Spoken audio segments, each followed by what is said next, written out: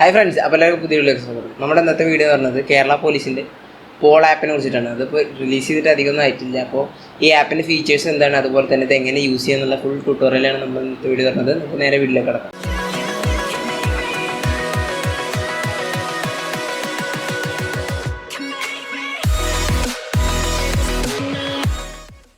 അപ്പോൾ കേരള പോലീസിൻ്റെ ഈ ആപ്പ്, ഈ പോൾ ആപ്പ് ഇപ്പോൾ അവൈലബിൾ ആയിട്ടുള്ള ആൻഡ്രോയിഡ് യൂസേഴ്സിനാണ്. iOS-ന് ഇതിൻ്റെ ആവശ്യമില്ല തോന്നുന്നു. ആരും iOS-നൊന്നും റിലീസ് ചെയ്യുന്നില്ല, എന്താണെന്ന് അറിയില്ല. അപ്പോൾ എന്തായാലും നമുക്ക് ഈ ആൻഡ്രോയിഡ് ഫോണിൽ ഇതൊന്ന് ഇൻസ്റ്റാൾ ചെയ്തിട്ട് എങ്ങനെയാണ് അതിൻ്റെ ഇൻ്റർഫേസ് ഒക്കെ നോക്കാൻ പറ്റും. അപ്പോൾ ഇത് ഇൻസ്റ്റാളേഷൻ വളരെ സിമ്പിളാണ്. നമ്മൾ പ്ലേ സ്റ്റോറിൽ കയറിയിട്ട് നമ്മൾ ജസ്റ്റ് പോൾ ആപ്പ് സെർച്ച് ചെയ്താൽ നമുക്ക് കിട്ടും. നിങ്ങൾക്ക് അതിനാണ് സിമ്പിളായിട്ട് ഞാൻ എൻ്റെ ഡിസ്ക്രിപ്ഷനിൽ അതിന് ലിങ്ക് കൊടുത്തിട്ടുണ്ട്. ക്ലിക്ക് ചെയ്ത് കഴിഞ്ഞാൽ ഡയറക്റ്റ് പോയി ഇൻസ്റ്റാൾ ചെയ്യാൻ പറ്റും. അപ്പോൾ ഞാൻ ജസ്റ്റ് ഓപ്പൺ ചെയ്യാണ്. ഓപ്പൺ ചെയ്ത് ഇതിന് രജിസ്ട്രേഷൻ ചെയ്യണം. നിങ്ങളുടെ നമ്പറൊക്കെ വെച്ചിട്ട് രജിസ്റ്റർ ചെയ്യണം. ഞാൻ ഓൾറെഡി ഇവിടെ ചെയ്തിട്ടുണ്ട്. OTP ഒക്കെ ടൈപ്പ് ചെയ്ത് രജിസ്റ്റർ ചെയ്യണം. അപ്പോൾ നിങ്ങൾക്ക് ഈ സൈഡിൽ കാണാം ഇതിൻ്റെ ഇൻ്റർഫേസ് എന്താണെന്ന്. നിങ്ങൾക്ക് ഇതിൻ്റെ സ്ക്രീൻ റെക്കോർഡിങ് കാണാം.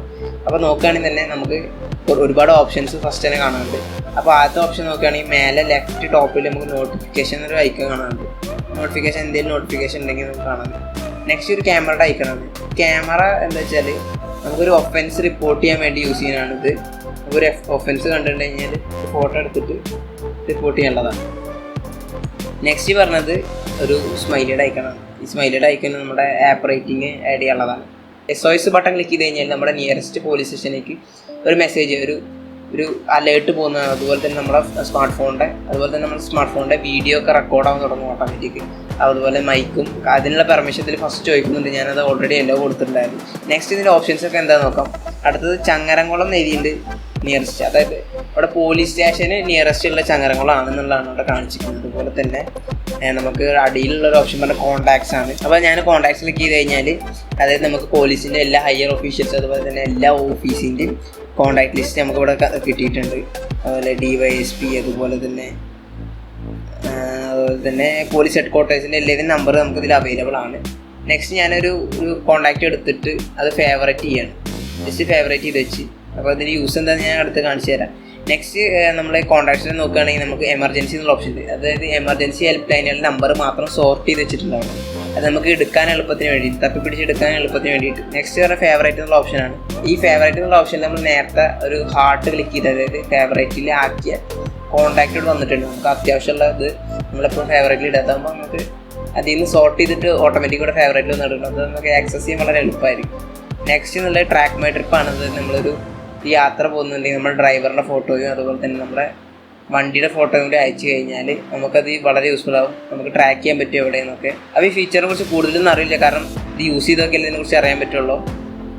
നെക്സ്റ്റ് എന്നുള്ള ഓപ്ഷൻ എന്ന് പറയുന്നത് ഫൈൻഡ് പോലീസ് സ്റ്റേഷനാണ്. അതായത് നമുക്ക് എല്ലാ പോലീസ് സ്റ്റേഷൻ്റെ അഡ്രസ്സ് അതുപോലെ തന്നെ അവരെ മെയിൽ ID അതുപോലെ തന്നെ അവരെ എല്ലാ ഇൻഫോർമേഷൻസ് ഇത് കിട്ടും.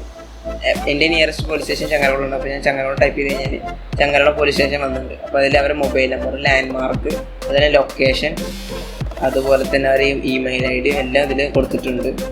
നെക്സ്റ്റ് ഓപ്ഷൻ പറയുന്നത് പാസ്പോർട്ട് വെരിഫിക്കേഷൻ ആണ്. അതായത് നമ്മുടെ പാസ്പോർട്ട് വെരിഫൈ ചെയ്യാനുണ്ടെങ്കിൽ നമുക്കിതിൽ അതിന് ഫയൽ നമ്പറും നമ്മുടെ ഡേറ്റ് ഓഫ് ബർത്തും അതിന് മാറ്റ് പ്രോബ്ലം കൊടുത്തിട്ടുണ്ടായത് ഹ്യൂമൻ വെരിഫിക്കേഷന് വേണ്ടിയിട്ടാണ്. അപ്പോൾ നിങ്ങൾക്ക് അതിൻ്റെ സ്റ്റാറ്റസ് അറിയാൻ പറ്റും. നിങ്ങളുടെ പാസ്പോർട്ട് വെരിഫിക്കേഷൻ സ്റ്റാറ്റസ് അറിയാൻ പറ്റും ക്ലിക്ക് ചെയ്ത് കഴിഞ്ഞാൽ. നെക്സ്റ്റ് പറയുന്നത് FIR ഡൗൺലോഡാണ്.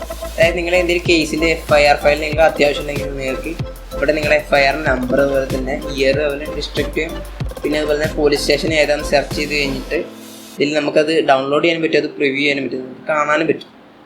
അതുപോലെ തന്നെ ടൂറിസ്റ്റ് ഗൈഡാണ്. നമ്മളിപ്പോൾ ഇത് കേരള പീപ്പിൾസിന് യൂസ്ഫുള്ളാണ്, അതുപോലെ തന്നെ പുറത്ത് വരുന്ന ആൾക്കാർക്ക് യൂസ്ഫുള്ളാണ്. അതായത് എല്ലാ ഒരുവിധം ടൂറിസ്റ്റ് സ്പോട്ടുകളുടെ കേരള ഗവൺമെൻറ് അണ്ടറിലുള്ള ഒരുവിധം ടൂറിസ്റ്റ് സ്പോട്ടുകളുടെ കുറിച്ചിട്ടുള്ളതാണ്. ആലപ്പുഴയിലുള്ള ബാക്ക് വാട്ടേഴ്സ് അതുപോലെ തന്നെ എല്ലാം ഉണ്ട്. അതുപോലെ അവരെ നമ്പറും കോൺടാക്ട് ചെയ്യാനുള്ള എളുപ്പത്തിന് വേണ്ടി ടൂറിസ്റ്റുകൾക്ക് എളുപ്പത്തിന് വേണ്ടിയുള്ളതാണ്.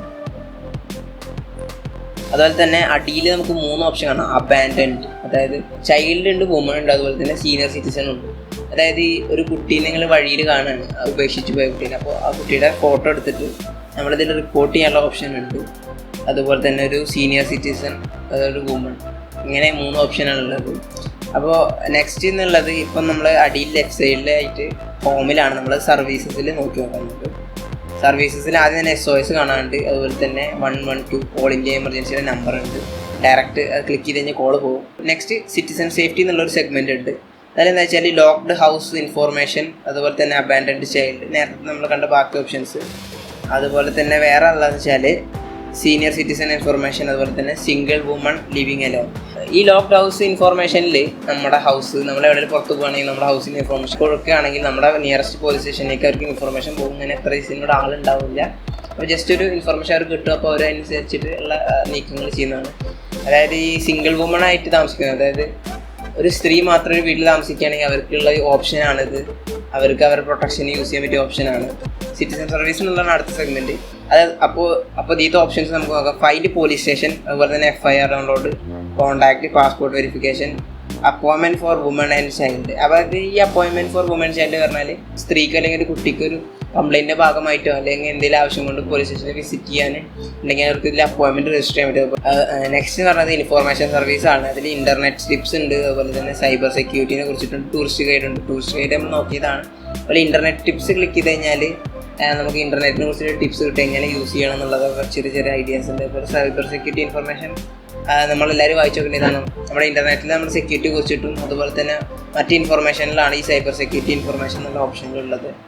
നെക്സ്റ്റ് റിപ്പോർട്ട് ടു അസ് എന്നുള്ളത് നമ്മൾ നേരത്തെ ചെക്ക് ചെയ്ത റിപ്പോർട്ട് ആൻഡ് ഒഫൻസ്, അതുപോലെ തന്നെ റിപ്പോർട്ട് സൈബർ ഫ്രോഡ്. അപ്പോൾ സൈബർ ഫ്രോഡ് എന്നുള്ള ഓപ്ഷനിൽ നമുക്ക് സൈബറിൽ, അതായത് ഇൻ്റർനെറ്റിൽ ഒഫൻസ് ചെയ്യുന്നവർ റിപ്പോർട്ട് ചെയ്യാനുള്ള ഓപ്ഷനാണ്. അതുപോലെ തന്നെ ഷെയർ ഇൻഫോർമേഷൻ അനോണിമസ്ലി. അതായത് ഈ ഓപ്ഷൻ പറഞ്ഞത് നമ്മളാരാന്ന് അവർക്ക് കൊടുക്കില്ല, പക്ഷേ നമ്മുടെ ഇൻഫോർമേഷൻ അവർക്ക് അറിയില്ല, പക്ഷേ നമുക്ക് ഇൻഫോർമേഷൻ ഷെയർ ചെയ്യാൻ പറ്റും.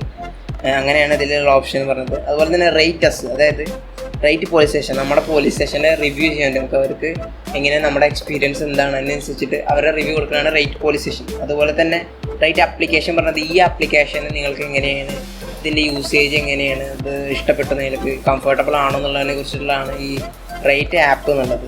നെക്സ്റ്റ് പറഞ്ഞാൽ നമ്മുടെ കേരളത്തിൻ്റെ ബാക്കിയുള്ള ആപ്സുകളും അതുപോലെ തന്നെ വെബ്സൈറ്റുകൾ, യൂസ്ഫുൾ ആയ വെബ്സൈറ്റുകളാണ്. അതിൽ സൈബർ ഡോം ഉണ്ട്, കേരള പോലീസിൻ്റെ ആപ്പ് ഉണ്ട്. നെക്സ്റ്റ് എന്നുള്ള ഓപ്ഷൻ നമുക്ക് ലാസ്റ്റുള്ള ഓപ്ഷൻ പറഞ്ഞത് സോഷ്യൽ മീഡിയ ആണ് സർവീസിൽ.